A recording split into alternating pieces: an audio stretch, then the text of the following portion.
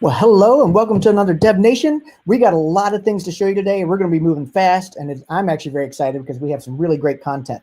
I'm going to share my screen now, but I'm also going to paste in a link to the slide deck so everyone has it, and I'm going to share my screen where we can see it, and I'm going to show you what the agenda is for today, okay? So we got a lot to cover. Let me get started here, and here we go. All right. So we're going to talk to you today about Quarkus, our supersonic subatomic Java. So Quarkus.io is the website. You're going to hear from myself today. You're going to hear from Jason Green and Edson Yanaga. And so we're going to rock and roll really fast. You're going to actually see a few slides up front, but we're going to spend most of our time in live demonstrations. Jason's got some really awesome stuff to show you with the live reload, how you actually set up a new Quarkus application. Edson's going to show you about how to connect to a database and build database applications. I'm going to show you some serverless stuff, as well as really fun interactive applications. So if you stay around to the end, I have an application that I've built that I'm going to actually let you also test with me live in today's session. So we have a large number of you today, so just be prepared for that. Do throw your comments and questions into the chat tab. And make sure you get access to this link in this deck. As a matter of fact, I can see if you're connecting now. There you go. Look, a whole bunch of you started to connect at this point. So we're going to get you guys connected to the live deck.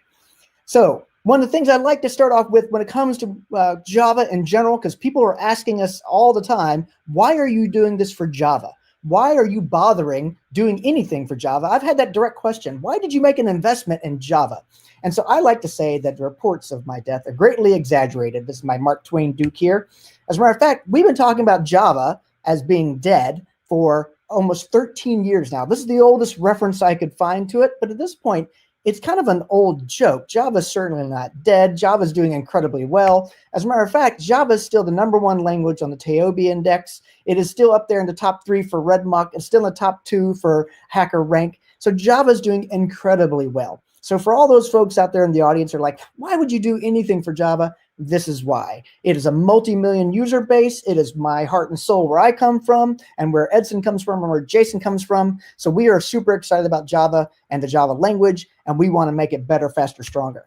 Okay, so Java, the reason Java has been so successful, though, there's so much goodness in its ecosystem. There's so much capability in terms of tools and frameworks as that you could have as far as utilities and frameworks and tools that you have in the Java ecosystem that you know and love. So we've taken full advantage of these things, and we use them throughout our daily lives as a Java developer. And there's a challenge with that, though. With so much to consume, Java kind of has put on a little bit of weight, okay? So this is really where Java has put on some weight, not Java, the programming language per se, and not even the JVM, but all the frameworks and technologies that sit above that really are where some of the challenges lie. So a lot of great flavors out there. You can have my nice donuts and some nice ice cream there, but so many flavors to consume, and things get notably tight, if you will, noticeably hard or heavy when we put that Java in a container. So if you think about a Linux container or Docker container, when we put that Java in there, things can get a little bit hard, especially when we actually lock them down. We want to constrain the resources associated with a container, which is what you normally do in a container environment with Kubernetes, etc.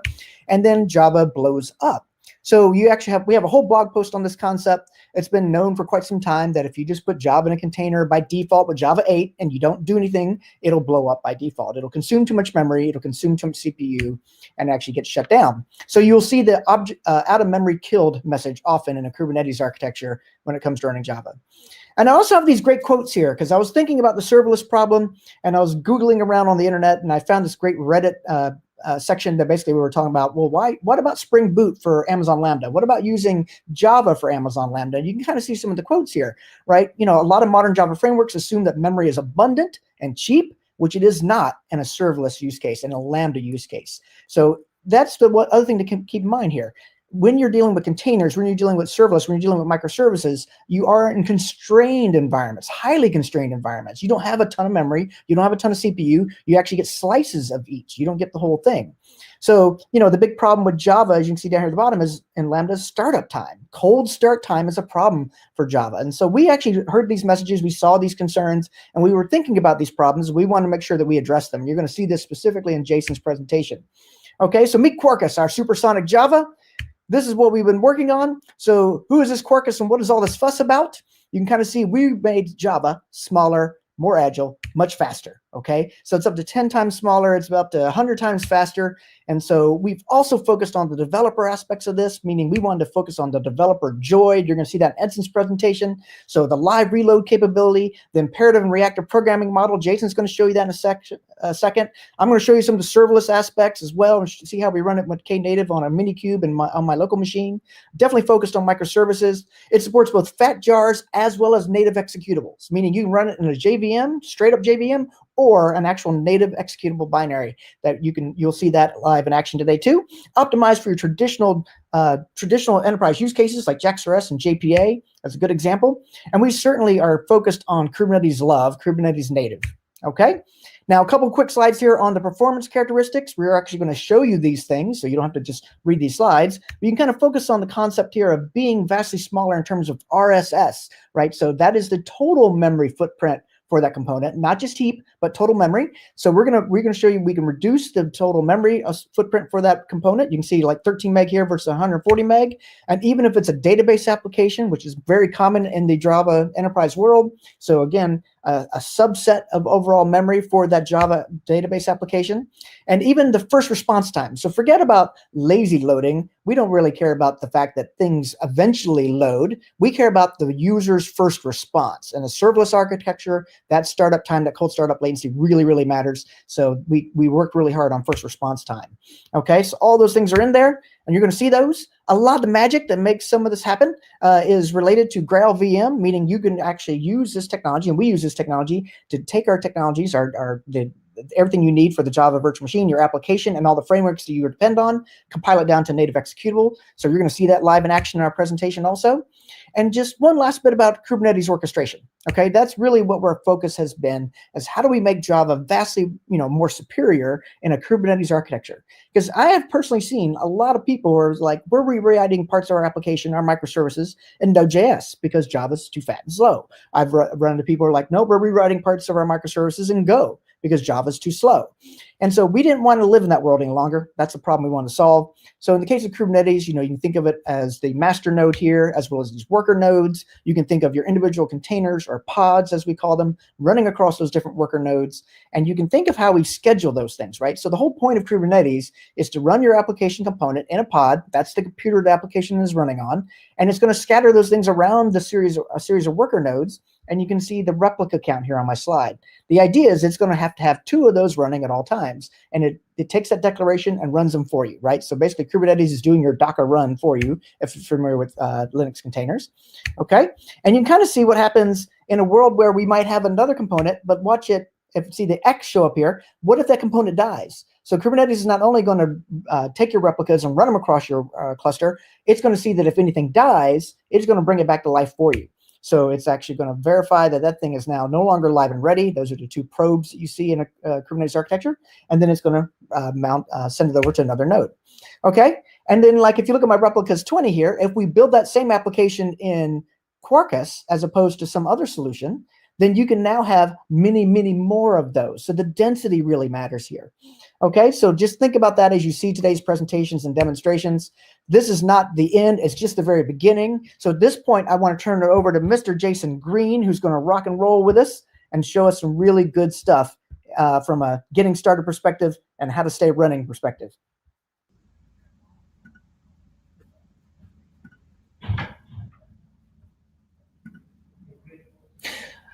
Okay, thank you for the awesome introduction, Burr. I'm Jason Green. I'm I'm the co-founder and co-lead of Quarkus, and I'm going to show you all about how you get started with Quarkus. Now, as Burr mentioned, Quarkus is all about making your Java applications incredibly efficient, but it's also about saving you time and energy as well. And so we've had a guiding principle, which is developer joy. And by that, we mean that we put the developer first and foremost in every single thing we do. So to start off, it's really easy. You simply go to quarkus.io, the website, you go to the Getting Started guide, and you can simply cut and paste a Maven command. So it uses a Maven archetype to generate your project for you. Now, once we have our project, we can fire up our IDE of choice. You can use anything that you want.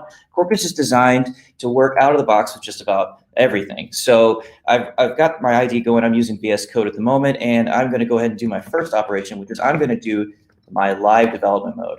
Now, with my live development mode, I can make any kind of Java change that I want, and I don't have to worry about constantly rebuilding with my Maven commands or running some special IDE program. I simply just start in live development mode. And it starts pretty quickly, under a second right here. So we're gonna go and we're gonna take a look at what we created with our marker types. So the first thing we see is a simple greeting resource. Now, I probably should pull up, just to make sure everything's working okay, I should probably just go ahead and take a look. And you can see right now there's a splash page, which just gives you some useful information. But what we've written right here with our archetype is we've created a REST endpoint, and it's going to respond. So this is our HTTP microservice, and it's just going to respond with hello. So let's quickly take a look at that and see if that is working correctly.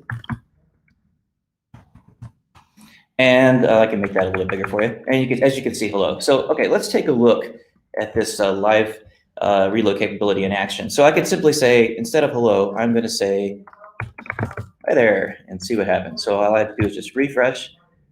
Well, if I type in the URL correctly. There we go. Well, now to prove you that it actually did work, I'll say hi there again. And I did the same thing. Refresh. Okay, one more time. Okay. So, of course, you could do this with just Java debug mode, right? So this isn't really that fancy. So let's do something a bit more complicated. So normally you don't want to have a constant string. You want to do something a bit more like a normal application where you would externalize something into a resources file. So one of the things that Quarkus supports is built-in injection using CDI annotation. So I can say inject, and I'm going to pick a configuration property using microprofile config, and I want to say my configuration name is greeting. All right, so now if I go into my resources here, all I have to do is define a greeting. And instead of hi there again, we're going to say what's up, doc, and see what that looks like. Okay, and I think I must have made a mistake.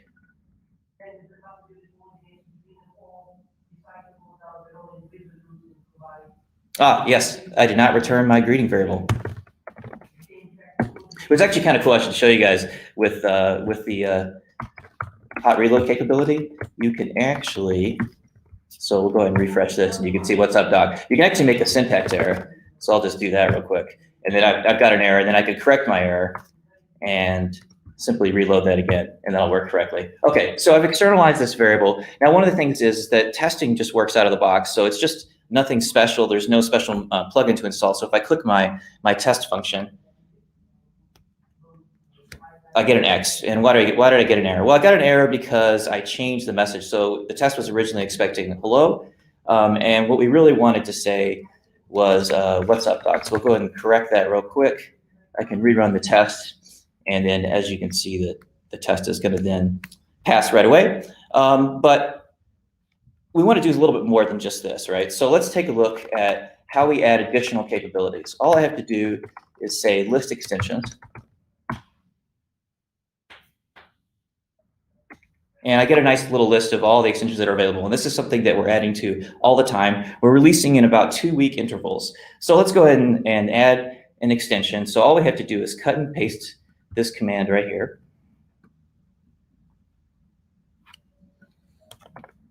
And which ones do we want? Well, I'm going to show you some reactive because Quarkus allows you to do both imperative and reactive processing. So I'm going to do streams operators for that.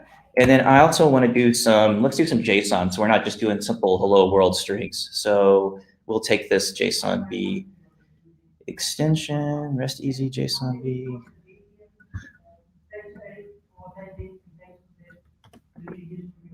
And away we go. So we've added the extension. Now we can rerun our dev mode again. All right, so now dev mode is currently running. Okay, so let's get back into our resource. And now, like I said, you can make any Java change. So in this case, what I would like to do is I would like to create a new file. I'm going to create a person class. And in this person class, we are going to give it a few fields. So let's say name, and we'll say, let's give it an age, how about that? And then we need a constructor, so. And then, of course, initialize some fields.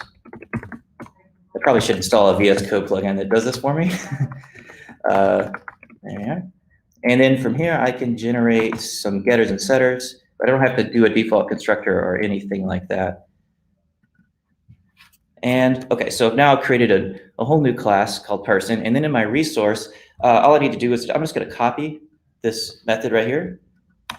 And I'm going to return JSON. There we go. Okay, so we'll say hello person. And instead of a string, we need to actually return a person. And let's do that. So new person, and we'll say this is John Doe, pick an age, 25, say.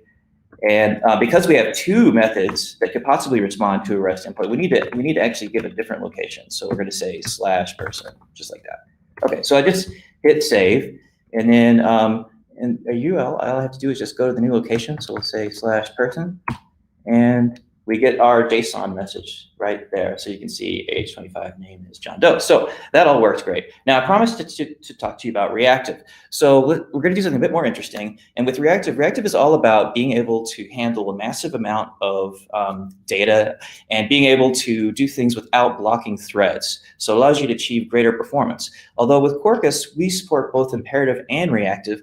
And the idea is that we really want to help you use the best tool for the job, so that you're not trying to, end up trying to force everything to be reactive. You don't have to force your entire technology stack to be reactive. You can simply use the methods that you choose. So in this case, we're going to do a reactive version of our message here.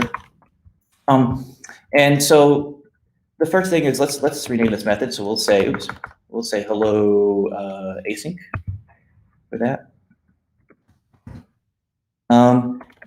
We're going to need a new path as well, so we'll stick that on async. Now, one of the things is that when you use reactive programming, there's a few different methodologies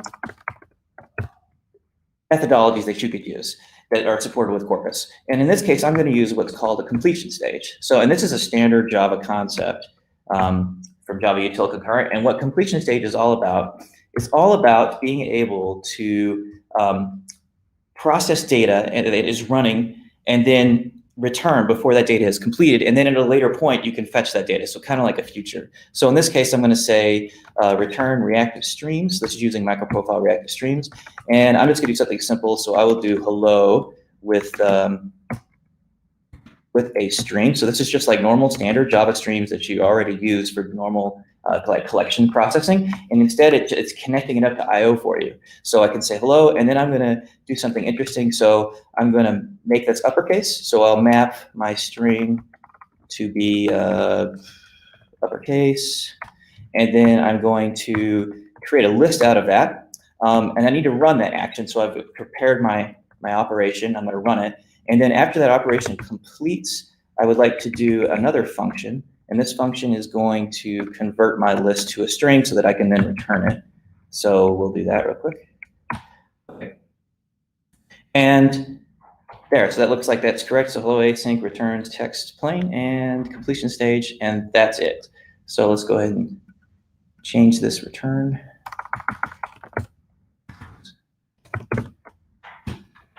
Oh, I made a mistake here. Oh, look, see the compilation error right there? So we'll just go ahead and fix that.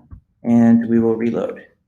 And there we go. So we've actually streamed all that data together and returned that list concurrently. And now I'm going to change this a little bit so I can do all kinds of operations. Any type of stream operation that you work with in Java you can do. So we'll use distinct, and this will ensure there's only one of any given character. So as you can see, it's HELO instead of the two L's. Okay, great. That's interesting. But there's another style of streams, which is a publisher subscribe model. So let's take a look at that. So things are going to get more interesting. We're going to create a new file here, and we're going to create something called stream bean. And stream bean is going to use our injection annotations again. So let's create the class, and we're going to have a counter. So we're going to use another concurrency thing. We're going to use atomic integer, and we'll say counter is new atomic integer. And then we're going to create a new stream method. So this will say publisher. Also going to return a stream of strings, basically. So we say stream.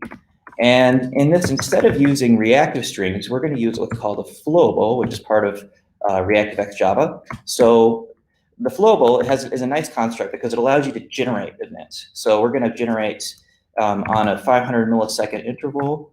We'll say time milliseconds.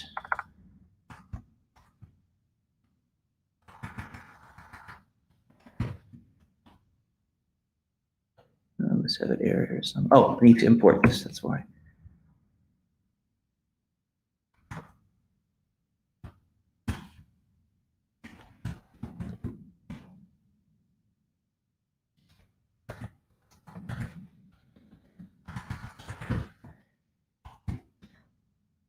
And there we go. Okay, now so every 500 milliseconds, we're going to return a value, and then we want to map that. So we're going to convert the time so the interval that's returned. We're going to generate that into a counter value, and then we're going to say increment it. So we're going to increment by 1, and then we need to convert that to a string. So the counter value that gets returned, let's convert that to a string. And finally, actually, that should be it. That's all we need to do. That is our stream. Okay, so let's go back to our we do want to make sure that it's available for injection. So when you're using CDI annotations, you could declare something as application scope. That makes it available for injection, and that means there's going to be one instance for our whole application. So in our resource, we need to eject that bean. So let's say add inject, and then we're going to say it's a stream bean. And then we can create a new method. So we're just going to copy this async version. And we'll call it stream. And we'll say instead of hello async, hello stream. Now we want to use SSE, so server sent events, to send this back. So we're doing a full continuous stream. And instead of returning this reactive streams call, we could simply just run our bean stream method.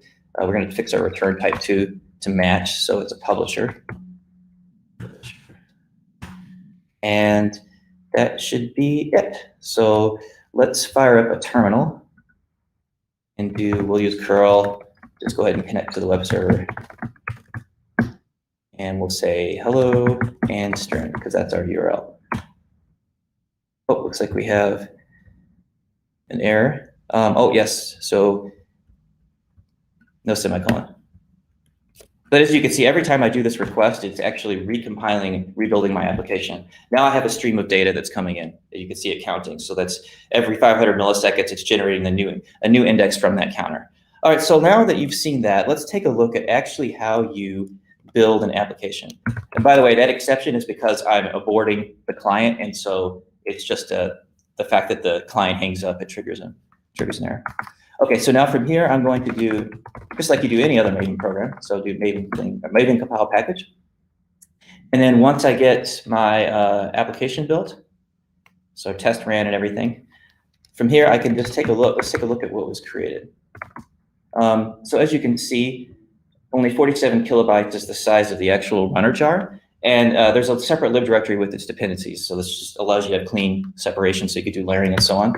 And I'm going to do java-des jar target, and then I'll just use my runner. So getting started. And it's running. I should verify it's still working so I can run my command over here and the stream is still functioning correctly. Okay, oh yeah, and actually I forgot to highlight that when I do run this, it's starting really quickly. It's starting in about half a second, 0.635. So that's just using just plain OpenJDK. But things get really interesting when we start doing things in native images. So let's take a look at how we do that. So if you go into your project that was generated, there's a nice little Docker file. And in here, you can see commands to do this stuff. So all you need is just an nvm package command, but you pass it just a p native for profile native. And then there's a separate flag that you can either choose to build on your operating system you're using. So I'm using a Mac in this example, and that would have created a Mac executable, but I don't want a Mac executable. I want to run in a container. I want to run with Linux. So I use my Docker build option. And if I run that in here, I can then start that process. So this takes a bit because it has to do a whole bunch of generation. So I'd like to talk to you a bit about what actually Quarkus is doing. So let me move over to here, and let's make this a little bit bigger for you. Okay, so what's happening? So what Quarkus does is essentially it is a full advanced dynamic runtime container that has been transformed to move everything in build time. And how Quarkus does this magic is it actually transforms your bytecode of your application and performs a bunch of advanced heuristics to generate the actual code, which is then ran by a Graal VM compiler called native image. Because it produces optimal code for Graal VM is able to efficiently generate a very tiny native executable out of your application. And this native executable encompasses not just your application itself, but also the pieces of the JDK that you're actually using and the frameworks. So it'll be a very, very tiny binary that you can then put on a container and then run in very high density in the cloud. Now, the reason why this is important is because application environments that run Java applications, they deal with a lot of things like indirection. So you saw the fancy annotations that were in the application. You saw @get, you saw @inject. Well, this @inject has a decoupling, and because of the decoupling, a static compiler cannot necessarily know how to process that efficiently. So what Quarkus does is Quarkus resolves all of that decoupling into something that is direct instruction so that the static compiler can then produce that executable. Now, because this is a complicated thing to do, and because we want it to be easy to extend Quarkus and to add additional extensions, we built a whole architecture around making that easy and automated. So in the Quarkus core's whole responsibility is to generate all this magic for you. And then we have a layer of extensions which utilize that facility. And we emulate as if you're in a runtime environment. So your extensions don't have to do bytecode fanciness or anything like that. They just simply say, okay, register this URL, set this host, do these things, and then out comes an executable. So let's take a look at the executable that was generated. I can list my target directory again. And as you can see, this Linux executable is 22 megabytes. So that's everything. That's the actual native image of the application and the dependencies it's using and the JDK it's using. This is all you need. You need that and libc and libz, and you could run it on your application. All right, so now we're going to build a Docker image out of that. So let's do that real quick. Okay, so now we have a Docker image, and the next thing we need to do is actually run out. One thing is I like colors, so let me change this command real quick. So we'll get some color in here. Okay, so we run our Docker.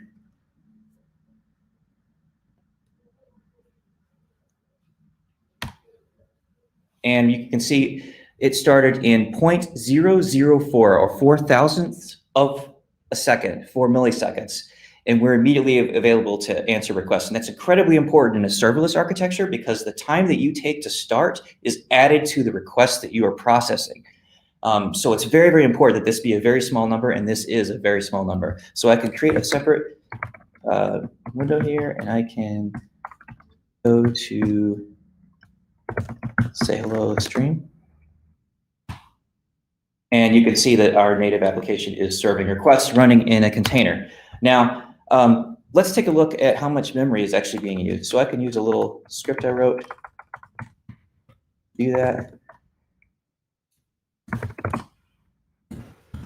Okay, so we're going to take a look at the actual RSS size of the process. And as you can see here, well, you were able to see. As you can see, it is 15 megabytes, which is incredibly small.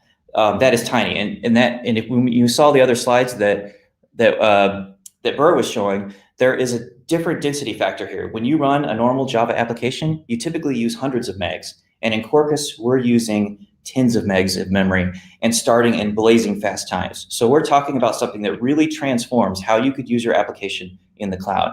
And with that, I'm going to hand things back over to Edson, who's going to show us how to take things to the next level and operate with data.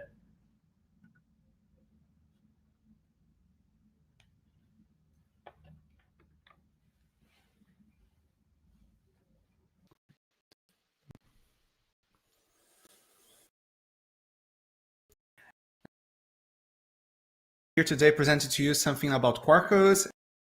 Like 99% of the Java developers worldwide, they still need to touch a database when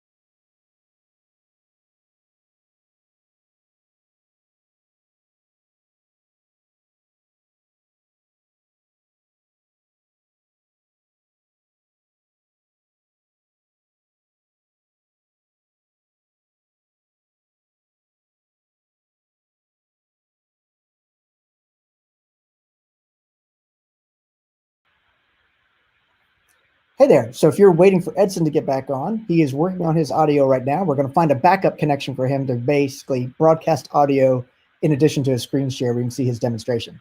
So hold on one second. We'll be there.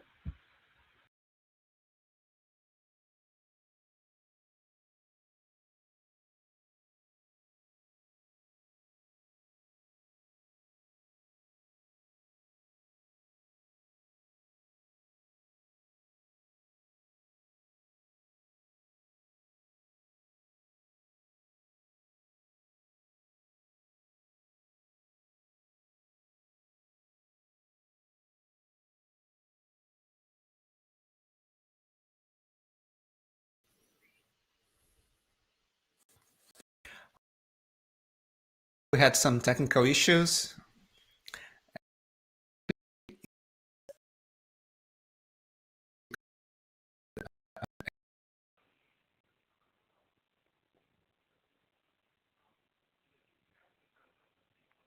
I'm still not hearing him.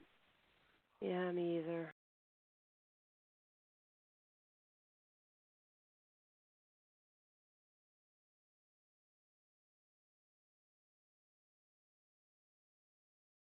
She made it.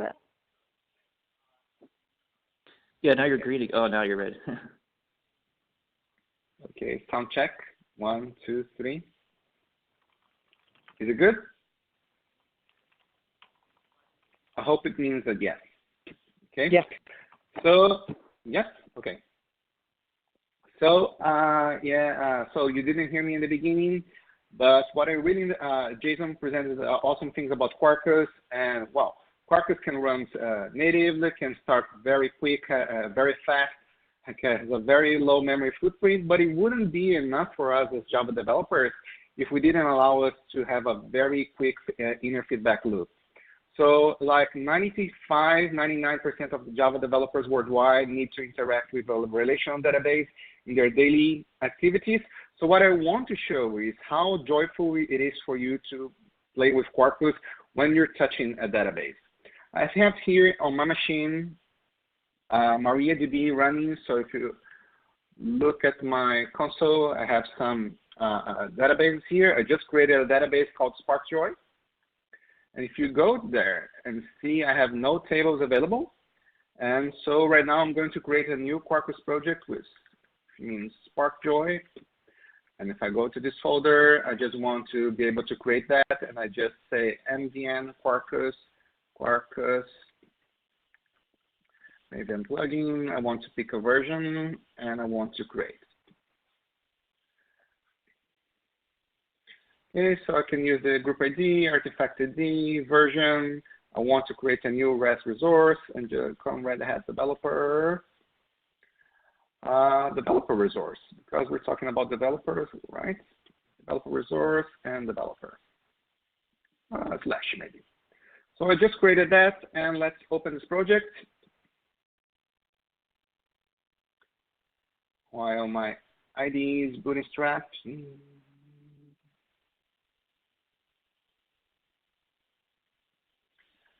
Okay, importing.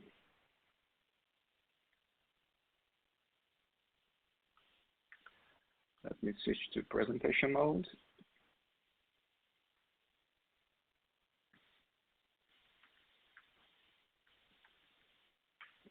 Developer resource. So it's basically the same endpoint that Jason showed to you. And maybe I want to change this to /developer. And if I just run it the way it is right now,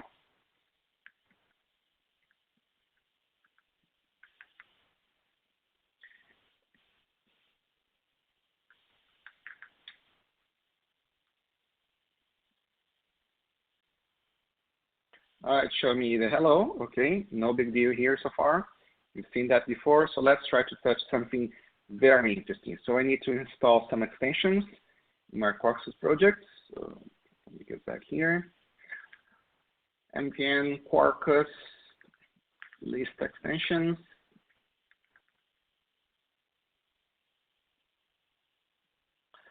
So I have the extensions. Let me try to add some extensions. And the extensions for today are, I want to add JSONB for REST Easy too.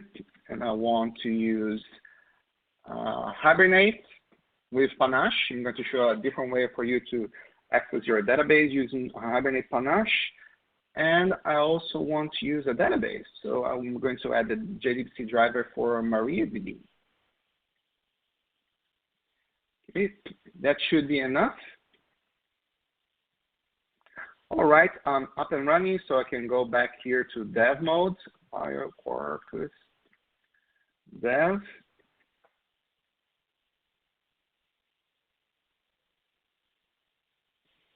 Okay, it's not going up because I didn't configure Hibernate yet, but we can go back to our IDE. I can show here.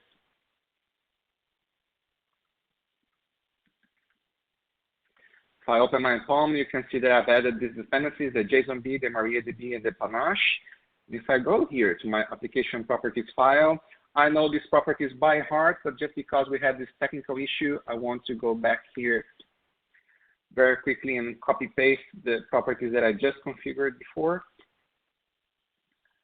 I had a backup, and luckily I had this backup. So what are we going to configure here? I just have to add the properties of the JDBC URL, which is MariaDB running on localhost, and then my new database, SparkJoy, that I just created. I also have the driver, the MariaDB JDBC driver, my username and password of developer. And I want, for this interactive demo, I want to use the database generation equals to update, because we'll be just changing the code on the fly and also updating the database on the fly. So it makes a very nice experience. So if we go on here back to developer resource, if I did all that, it should be enough for me to start development.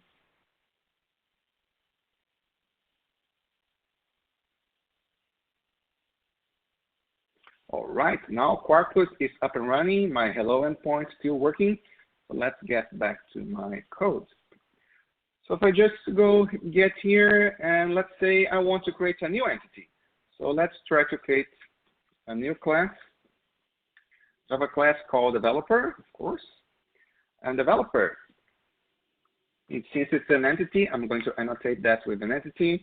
And if you're used to JPA development, probably you would think, oh, now you need to add an ID, getters and setters, and all of this stuff, mapping, but I want to use Panache. So if you want to use Panache, which is, think about Panache as Quarkus alternative to the active records pattern for persistence. So if you ever used Ruby on Rails, or if you ever used the Play framework with Java or Scala, it kind of has the same idea. So instead of having a repository, which by the way, Quarkus also allows you to do that. I'm just showing you a different way of doing the traditional stuff that you used to. You could do that too. But so here we're using a step record style, and I want to add some property.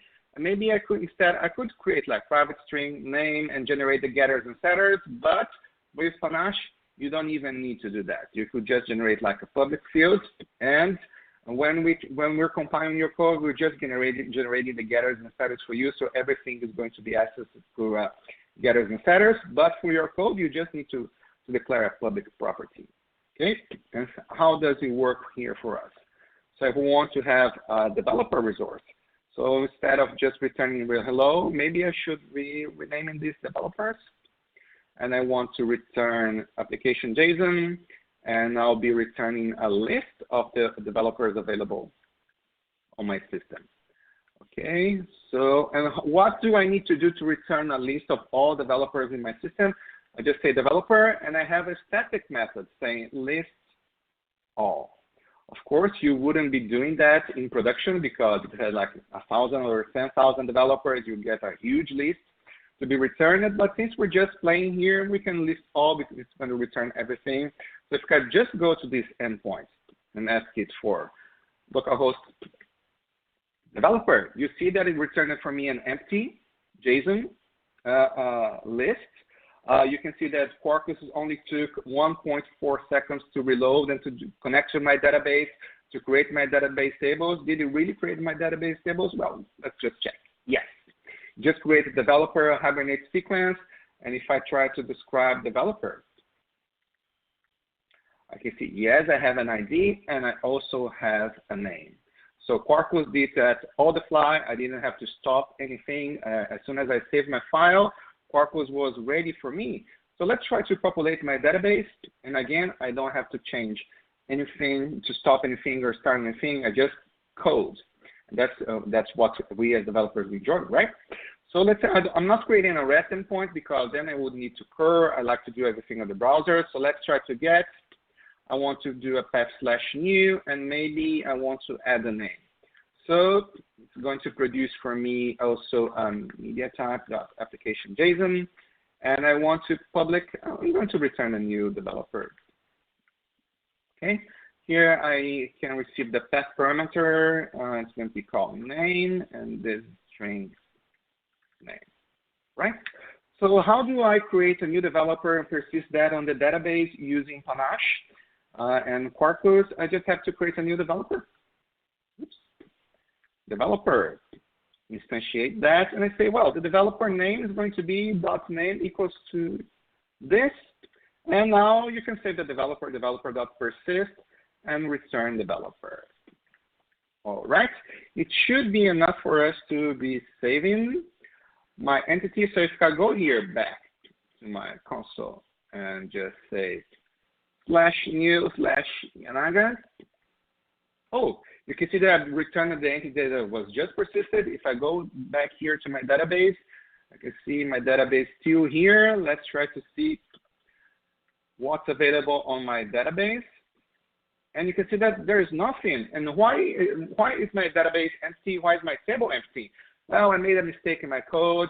If you go back here, I'm just asking it to be persisted, but I didn't create any transaction. So I need to add this transaction annotation here. And now it's probably going to work. And let's go back here. Let's try to persist a new person, Yanaga. And now if I select everything, yes, I'm being persisted. So you can see when you're developing, you're creating your new pieces of code in your application, maybe sometimes you make some mistakes. And instead of having to rebuild your application, taking like minutes for a build, and then another minutes for you to wait for application to get back on the stage that you were, well, with Quarkus, you don't need to do that. You just go to your code, you edit your code, you save the file, hit the browser, and it's already there. And that's my favorite feature about Quarkus. So what we just created a table, but maybe Quarkus can also add some features to our current instance. So yes, I add a developer. Maybe I could also add another field, public string like favorite framework. And of course, the favorite framework for everybody these days is Quarkus. So I'm just going to add this property. I just hit save. I just go back to my browser. Let's see what's happening with Quarkus here. It's so fast, I need to give it some time so you can see what's happening. And then just hit reload and try to save a new one. Let's try to put JSON here on my database. Yes, so JSON already has a favorite framework. This one is Quarkus. And if I ask it to show what's available on the database, you see, I have, I'm Yanaga. I don't have yet a favorite framework. We can fix that quickly on the SQL database. But JSON is available on my database, and its favorite framework is already Quarkus. Just let me fix that because I think that's a huge mistake for me to not have Quarkus as a favorite framework. So let's say update developer, set favorite framework equals to Quarkus. Okay, and if I go back here, yes, now Quarkus is the favorite framework of everybody. What else can we do with just Panache? So you can say, I said that you can do everything as public fields inside your entity, but you can also do more. And what is this more? Suppose that when I say favorite framework, I don't want it is being persisted as just Quarkus. But when somebody retrieves that from the database and shows that to the user in a JSON format, I want to add some more information to this string. So maybe I could just create a getter. So when anybody tries to get their favorite framework, I can say it's not just their favorite framework. I could say that I can add some information. So I'm going to add a string. And I say that Quarkus is just simply coding that sparks joy, because that's my favorite thing. And if you're thinking about, oh, he's using that Maria Kondo reference, yes, shamelessly, just reusing that because I think it's very nice. So when I say coding that sparks joy, I just have to go here to my web browser, and when I ask this, yes, It's available there too. And it's not just for getters. We can also do that for setters. You see, I'm using public fields, but behind the scenes, Quarkus is using the getters and setters for me automatically. I don't have to touch anything. But suppose that every time I want to persist a developer, when I'm writing that to the database, I want that name to be persisted in lowercase. So yes, I can use a set name here and say that, well, name is going to be persisted as lowercase. But when anybody tries to retrieve the name, I want this name to be on uppercase. See, very few changes in my code, setter and getter. I'm adding some business semantics in my code. And whenever I go here back, you can see that the name is already being returned uppercase, but it didn't change in the database yet. It's already camel case. But if I want a persistent new developer here, /new/Burr. So Burr, his name is uppercase here. If I go to the database, you can see that his name is lowercase. But whenever I try to retrieve the information, it's going to be all in uppercase. Okay. So you see, Quarkus is very fast and allows you for you to have a very quick inner feedback loop when developing, and it's simply for me, it just sparks joy every time I use Quarkus. And of course, Quarkus has a lot of more things to show to you, but now I'll leave it to Burr so he can show some other also something about Quarkus. All right. Now I find the screen share button. And let's see if I can get a little inception going here like Edson had. Okay. So this was the slide deck we were working on. So hopefully you guys joined that and check that out. But now I'm going to show you some example applications that I have. So if you build on or think about building on what Edson just showed you and Jason just showed you, I'm going to show you a couple other things side by side. So already a bunch of key questions are, what about Spring Boot? What about Spring Cloud? I saw those. And so maybe some of this is your answer here. I actually have a Spring Boot application running side by side with a Go application. I also have my Postgres database, and I have a Quarkus application all running within my local Minikube here. And so that's what I'm using is Minikube. And so if I come up here, jump back here. If I come here and say kubectl get deployments, you'll see those deployment items there, all right? And then this is the pods that are running right here. And then I have some application here, application code here. So I'm just going to do a quick poller to basically hit the endpoint, okay? And actually, let me open up the browser so you kind of see what this application looks like. So basically what we were seeing earlier, so here's the apple and the pineapple. I'll add a new fruit called Burr. Okay, and then so there's my 3 fruits there, and let me run my poller again. I'm just running a typical create, read, update, delete against a Postgres database. Again, it's all running within the context of Kubernetes, and I've already done my Minikube SSH over here, so I'm in Minikube. So let me see here. Let's actually look at the memory footprint for this Quarkus application. So this is about 50 megs with how I have it set up here. So about 50 megs of memory being used by this CRUD related application. You kind of see it's pulling away down here. If I come over here now and let's remove Burr. And there we go. Okay, so that's the Quarkus application. I also have a Go version of this, and let's look at the Spring Boot one. Again, they are different architectures, or sorry, different things, I should say. And actually, let's just look quickly at the code for the Quarkus one, because you were seeing it there with Edson. Okay, so it's just the standard stuff you saw with Edson earlier, except this is kind of a whole Hibernate-based application.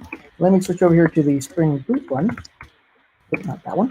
And it's done. Same thing here. Let's do the poller. All right, that's good. And let's open the browser for this application. So there it is.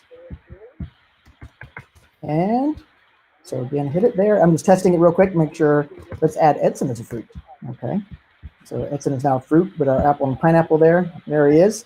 And so if we look for that Spring Boot application, it's running as a regular Java application. You can say it's using about 260 megs of RAM there. So basically, about 5 times bigger.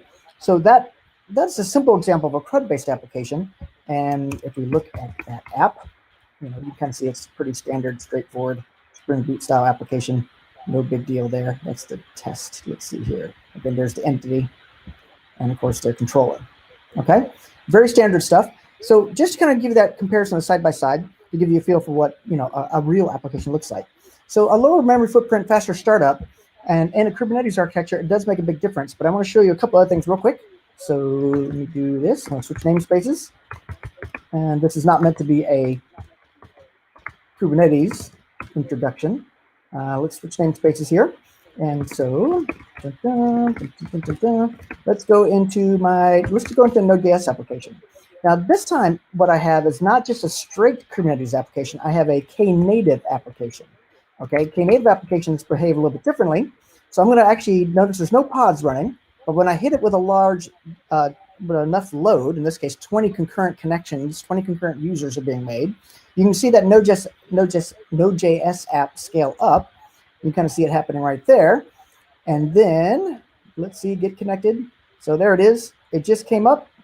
And so it took about 19 seconds to get it going.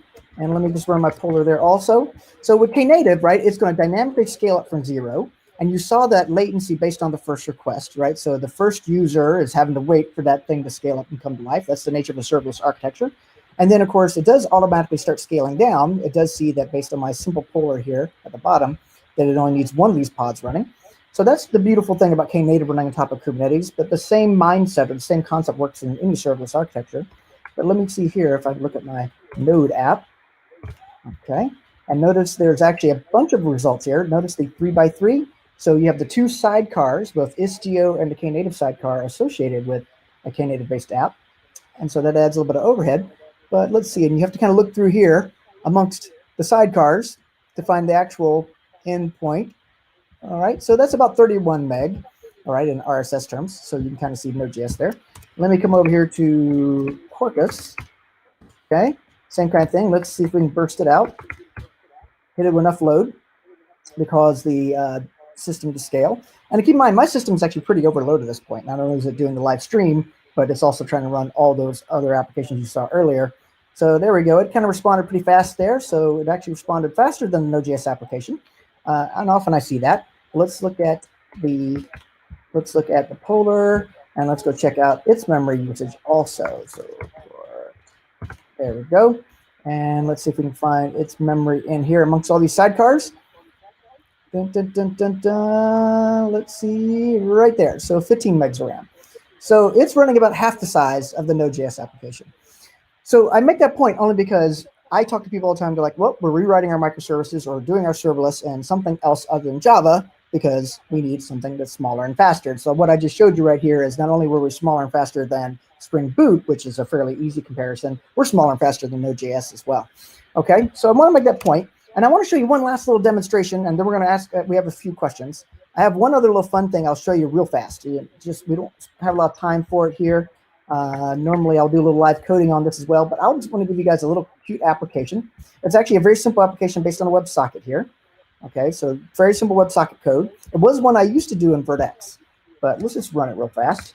And we'll let you, so you can see even on this Linux server, which is running up at EC2, it starts instantaneously. And what I want you to do is go to web.bur.red8080. Okay, so you do that in your browser. And actually, I'll even add it to the chat real quick. We're on the phone. Okay, come back here. And let me go to my everybody here.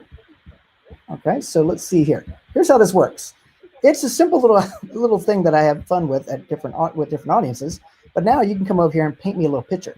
Okay, and what's cool is every keystroke that you drop in, you'll see that also immediately impacts my screen. So if I can hit clear, and if I can come over here and put my name in, so there's my tile that I'm working with right there. So you guys are doing a good job filling out my screen here.